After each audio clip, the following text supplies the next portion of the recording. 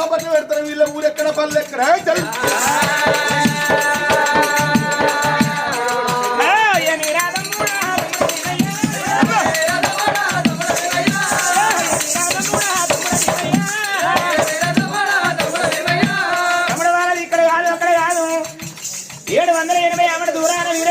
పట్నం వేరే రాజు వీరచక్ర మహారాజు భార్య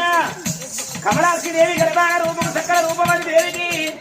మన కొడుకు రంభాల మహారాజుకు పెళ్లి కాయం